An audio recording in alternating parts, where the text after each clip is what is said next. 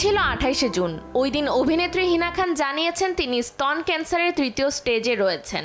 শুরু করে দিয়েছেন কেমোথেরাপি। নিজের হাতে চুলও কেটেছেন হিনা। মেয়েকে জড়িয়ে কান্নায় ভেঙে পড়েছেন হিনার মা। সোশ্যাল মিডিয়ায় হিনা খান হাসি মুখে সেই ভিডিও শেয়ার করেছেন। এই ভিডিও দেখে হিনার ভক্ত ও প্রিয়জনদের মন খারাপ হয়ে যায়। এরই মধ্যে এলো আরও একটি দুঃখের খবর।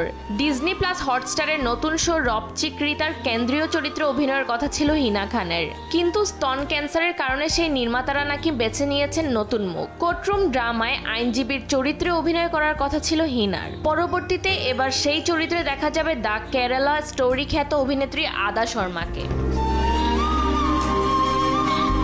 চুল কাটার সঙ্গে মাথার মুকুট খুলে ফেলার তুলনাও করেছেন হিনা। অভিনেত্রী সমাজ মাধ্যমের পোস্টে লিখেছেন, বহু মানুষ এই কঠিন রোগের সঙ্গে লড়ছেন। বিশেষ করে মহিলাদের জন্য এ লড়াই আরও কঠিন। আমাদের জন্য চুলটাই মুকুটের মতো। এই মুকুট আমরা কখনোই খুলে ফেলতে চাই না, কিন্তু কঠিন লড়াই করতে গিয়ে নিজের গর্ব ও নিজের মুকুট মাথা থেকে খুলে ফেলতে হয়।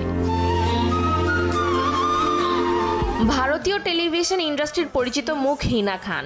জনপ্রিয় টিভি সিরিয়াল ইয়ে রিশতা কিয়া কেহলাতা হে এ অক্ষরা চরিত্রে অভিনয়ের জন্য তিনি ব্যাপক পরিচিতি লাভ করেন। টেলিভিশনের সাফল্যের পাশাপাশি হিনা বিগ বস এবং খাতরো কি খিলাড়ির মতো রিয়েলিটি শোতে অংশগ্রহণ করেছেন।